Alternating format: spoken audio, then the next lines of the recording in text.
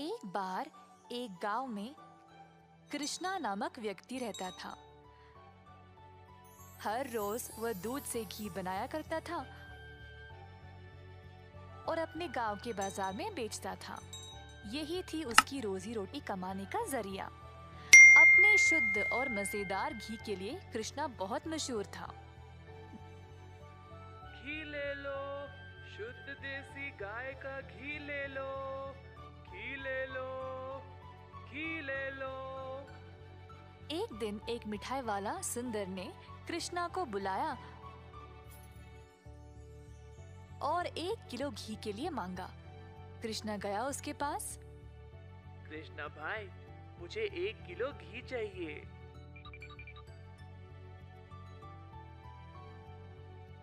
कृष्णा घी को तोलने लगा। जब सुंदर ने देखा कि घी कितना शुद्ध था, तो वह अपने आप को रोक ही नहीं पाया।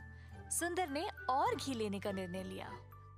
रुको कृष्णा, मुझे तुम 1 नहीं 2 किलो घी दे देना। पता नहीं बाद में बचेगा या नहीं। तुम्हारा घी सबसे शुद्ध है और मुझे स्वादिष्ट मिठाई बनाने में मदद करता है। ओ बढ़िया जी, धन्यवाद सुंदर साहब। ये लो आपके 2 किलो घी। सुंदर ने खुशी से घी लिया और फिर दोनों अपने अपने रास्ते चले गए। जैसे कृष्णा चलता गया, गांव के लोग उसको एक एक करके घी खरीदने बुला रहे थे। दोपहर तक सारी घी बिक चुकी थी, क्योंकि वो घी था ही इतना स्वादिष्ट। अपनी कमाई लेकर कृष्णा अपने भाई कुशल के पास दूध खरीदने गया, ताकि वह अगले दिन के लिए और घी बना सके।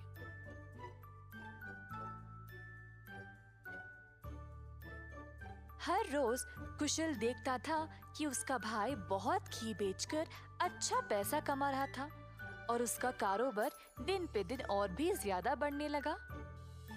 भाई, मुझे 5 लीटर दूध चाहिए घी बनाने के लिए। ओह, अभी तो मेरे पास नहीं है 5 लीटर। क्यों ना तुम शाम को आ जाओ, मैं तुम्हारे लिए बाजू में रखूंगा।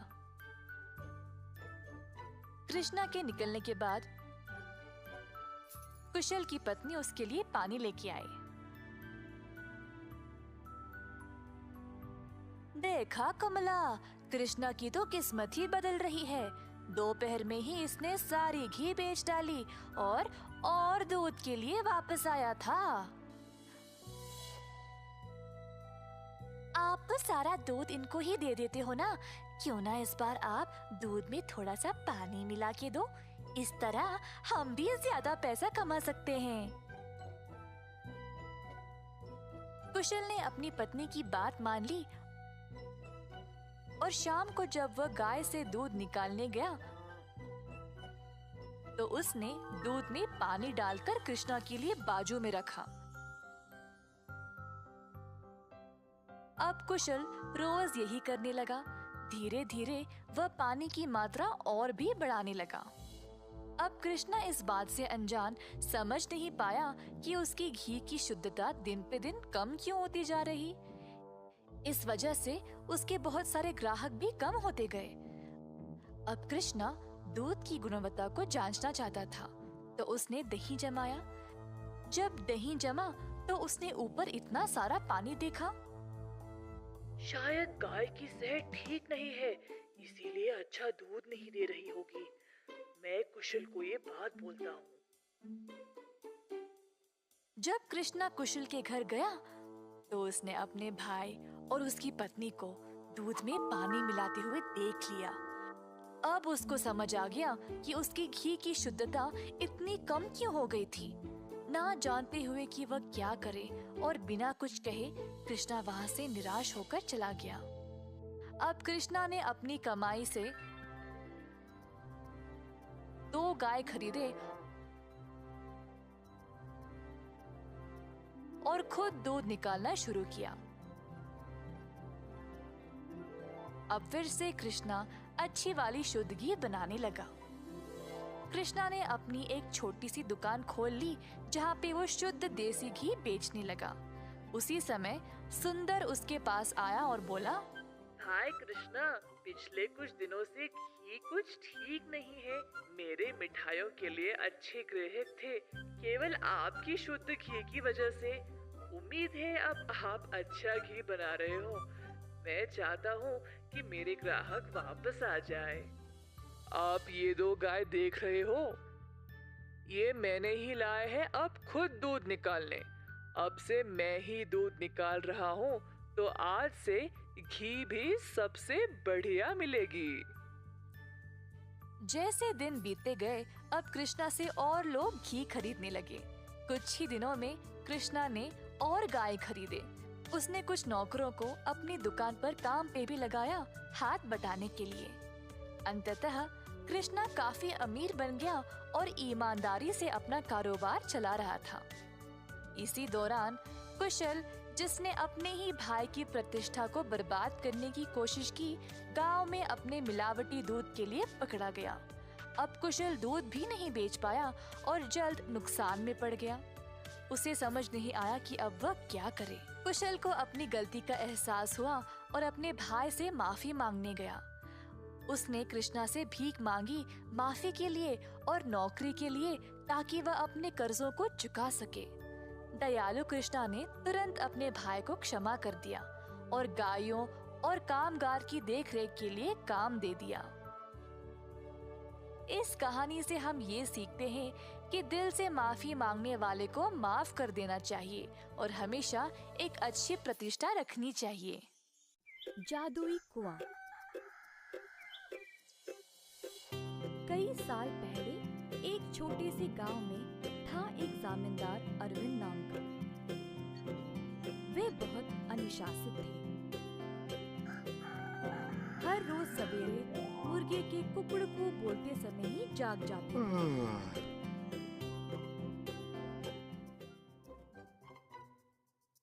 फिर अपने नौकरों को जगा के उन्हें काम पे भेजते थे। चंद्रा और सूरी नामक 2 मुलाजिम जमींदार के लिए काम पे नए नए आए हुए थे, परंतु वे दोनों काफी आलसी थे और सवेरे उठ के खेत में जाना उनके लिए बहुत कठिन लग रहा था। दोनों एक कुएं के पास सोते थे। एक दिन चंद्रा ने सूरी से कहा, हाय रे, हर रोज सवेरे जाग के जाना बहुत ही कठिन काम है ना। सूरी को भी ऐसा ही लगा। हाँ चंद्रा, परंतु हम करे तो क्या करे? मुर्गे के कुकड़कू से ही जमींदार जी जाग जाते हैं। अरविंद जी ने इन दोनों का व्यवहार ध्यान से और चुपचाप से जांचा। आखिरकार उन्होंने एक दिन उन दोनों को सबक सिखाना चाहा। एक दिन जब दोनों सो रहे थे, कुएं के अंदर से आवाज आई, सूरी, कितनी देर और सोओगे? उठो और काम पे निकलो। सूरी को नींद में ही आवाज सुनाई दी और वो अचानक से जाग गया। बाजू देखा तो चंद्रा आराम से सो रहा है। सूरी को समझ नहीं आया कि ये आवाज कहाँ से आई। बुरा सपना मान के वो फिर से सो गया। अगले दिन की बात है और दोनों उसी कुएं के पास सोए थे। इस बार कुएं वाली आवाज चंद्रा को सुनाई दी। वो भी अचानक से जाग गया। आसपास देखा तो सूरी आराम से सोया था।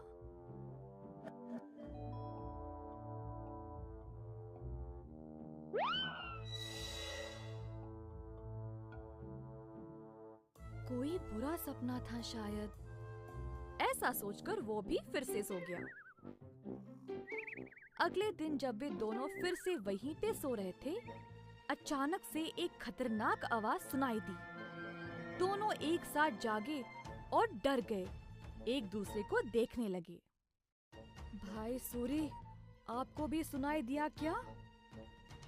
हाँ चंद्रा, मैं बहुत डर गया और ये कोई बुरा सपना भी नहीं है। ये भयानक आवाज इस कुएं से आ रही। मैं काम पे निकल रहा हूँ, तुम्हें आना तो आओ। रुको रुको, मैं भी आऊंगा। उस दिन दोनों ने बहुत मेहनत से खेत में काम किया और दोपहर में भोजन के समय जमींदार जी के पास आए। खाना खाते समय दोनों की शक्ल पे सिर्फ परेशानी लिखी हुई थी। जमींदार जी ने पूछा कि हुआ क्या। चंद्रा और सूरी ने सारी घटना सुनाई। ये सुनकर जमींदार जोर जोर से हंसने लगे। सुनो तुम दोनों, वो कोई भूत या बुरा सपना नहीं था। मैंने देखा कि तुम दोनों कुछ ज्यादा ही आलसी थे, इसीलिए तुमको सबक देना चाहा। कुएं के पास वो मैं ही था जो आवाजें निकाल रहा था। अब आई समझ। अब से ये सुस्ती छोड़ो और ठीक से काम करो। उस दिन से सूरी और चंद्रा ने अपनी आलस्य छोड़ा और खेत पर पूरी मेहनत से काम किया। अच्छे से अपनी रोजी रोटी कमाई और खुशी से जीवन बिताया। एक बार गोपी नामक एक किसान रहता था।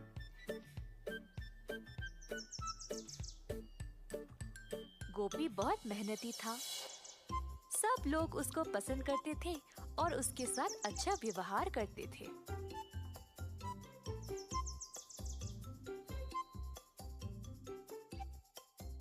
गोपी के घर के बाजू में रहता था किशोर।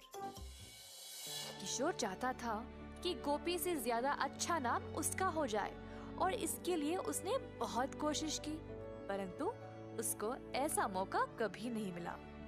एक दिन किशोर दूध बेचने के बाद अपने घर वापस आया।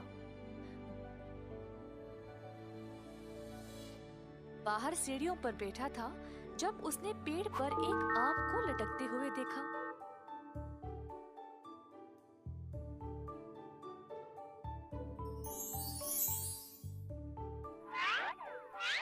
उसने आम को तोड़ा और अपने रुमाल में बंद कर दिया। आम को पकड़ के वह गोपी का इंतजार कर रहा था। जब गोपी वापस आया तब किशोर उसके पास गया और बोला, ओ गोपी, मैं तुम्हारी प्रतीक्षा कर रहा था। क्या बात है किशोर? मैंने इस रुमाल में एक फल को लपेटा है। क्या तुम अंदाजा लगा सकते हो कि इसमें क्या है? अगर तुमने सही जवाब दिया तो तुम खुद अपने हाथों से मेरे घर से जो मर्जी ले जा सकते हो। अगर तुमने गलत बोला तो मैं अपनी मर्जी से अपने हाथों से कोई भी चीज तुम्हारे घर से ले जाऊंगा। ठीक है, मुझे लगता है इसमें अमरूद है। गलत जवाब, इसमें आम है। अरे अच्छा, अब क्या? चलो तुम्हारे घर चले, मैं अपने हाथों से जितना हो सके ले जाऊंगा। दोनों चलते हुए गोपी के घर की ओर गए। घर में प्रवेश करने से पहले किशोर को दरवाजे के पास एक सीढ़ी दिखाई दी। तुरंत उसको उठा के बाजू में डाल दिया और घर के अंदर चला गया, परंतु गोपी वहीं पे खड़ा रहा। गोपी, वहीं क्यों रुक गए? तुमने तो सीढ़ी उठा ली थी ना, फिर उसको बाजू में रख के अंदर क्यों चले गए? क्या मतलब तुम्हारा? हाँ, अपने दोनों हाथों से तुमने सीढ़ी को उठा लिया था ना, तो अब इस सीढ़ी को उठाओ और जाओ। ऐसा कहकर गोपी अपने घर के अंदर चला गया। किशोर ने गोपी को रोक कर कहा, ये धोखा है। नहीं नहीं, मैं नहीं मानूंगा।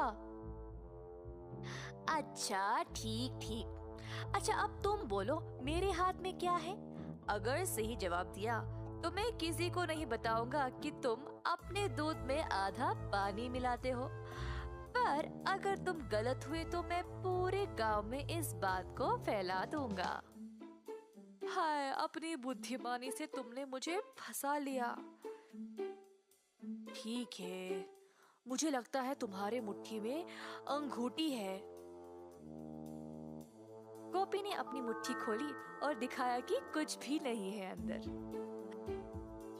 हाहा, मेरी मुट्ठी खाली है, तुम हार गए। क्या तुम अब सबको मेरे बारे में बता दोगे? मैं अब से इतना पानी दूध में नहीं मिलाऊंगा, जितना जरूरी उतना ही। गलती हो गई, कृपया मुझे जाने दो।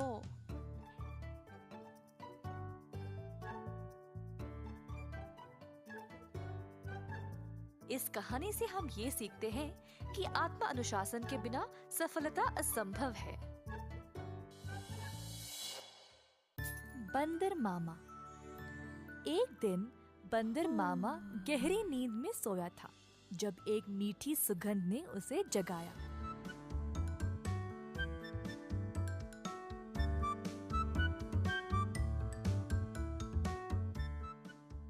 अपनी टोपी और जूते पहनकर बाहर निकल पड़ा खुशबू सूंघते सूंघते।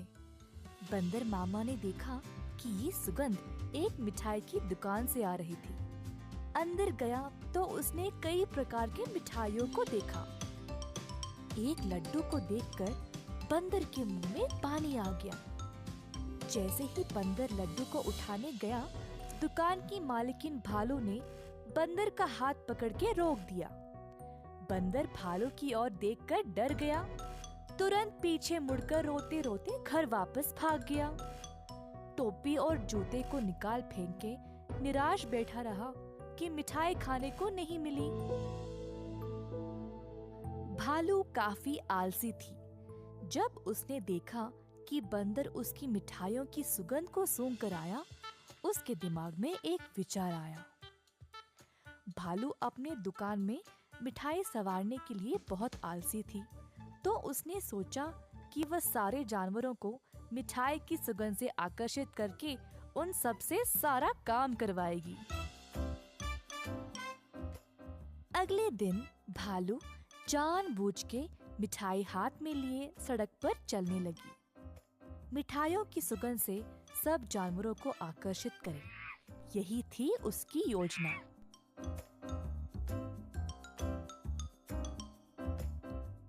खुशबू फिर से बंदर मामा तक पहुंच गई। इस बार बंदर मामा से रहा नहीं गया और उनका जी ललचाया।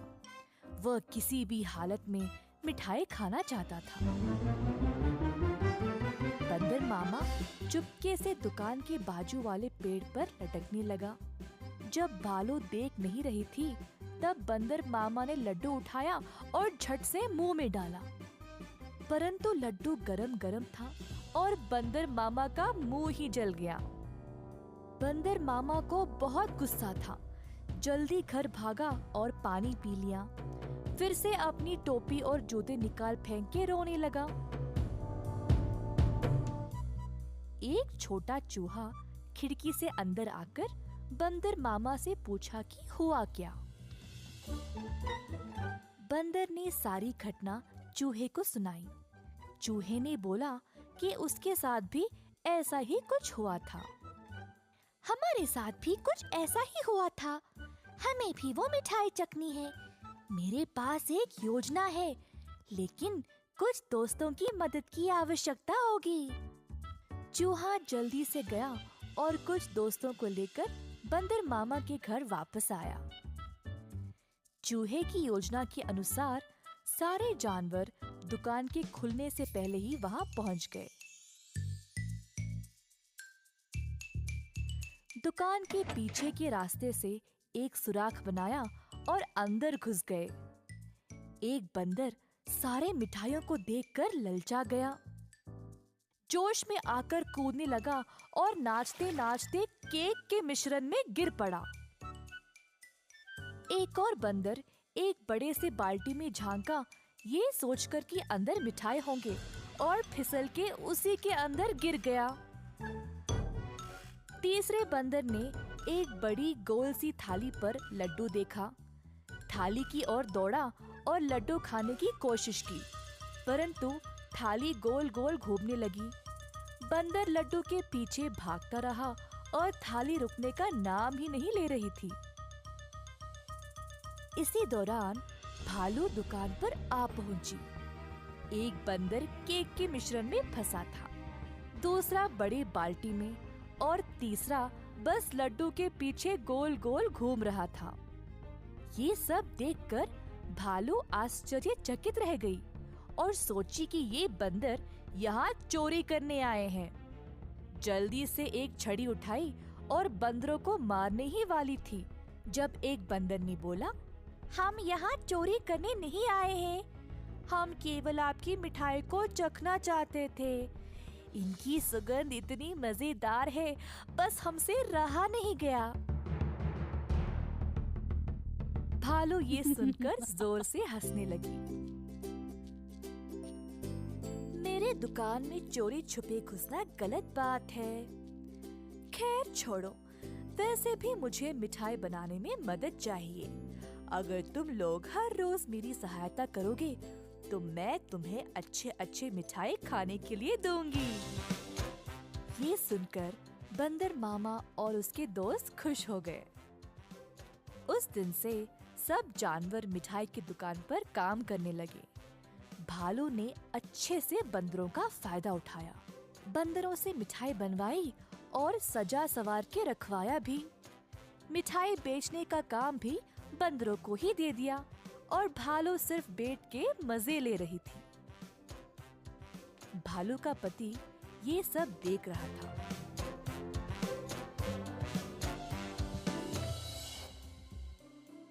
तुम तो रोज इतना काम करती हो, परंतु आज आराम से बैठकर मिठाई खा रही हो। दुकान भी बंदरों से भरा पड़ा है। ये क्या हो रहा है यहाँ पे? बंदरों ने मेरा काम आसान कर दिया है।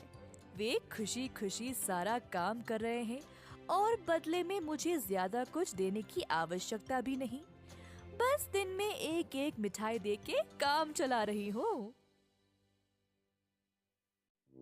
बंदर मामा कोने में इन दोनों की बातें सुन रहा था और ये सब जानकर उसे बुरा लगा। बंदर को एहसास हुआ कि भालू उसका और उसके दोस्तों का इस्तेमाल कर रही थी। बंदर मामा आगे आया और बोला, भालू जी, हमें आपकी मिठाई बहुत ही ज्यादा पसंद है, परंतु आप हमारी इस कमजोरी का फायदा नहीं उठा सकती। ऐसे स्वार्थी बनके किसी को इस्तेमाल करना गलत बात है। आपको दिखता नहीं हम सब यहाँ कितना मेहनत कर रहे हैं।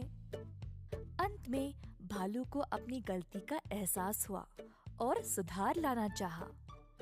उस दिन से भालू और उसका पति दोनों दुकान पर जाकर बंदरों का हाथ बटाने लगे और सही पगार भी देने लगे। बंदर मामा खुश था कि भालू ने उसकी बात मानी और अपने व्यवहार को बदल डाला। Subscribe now and press the bell icon. Never miss an update.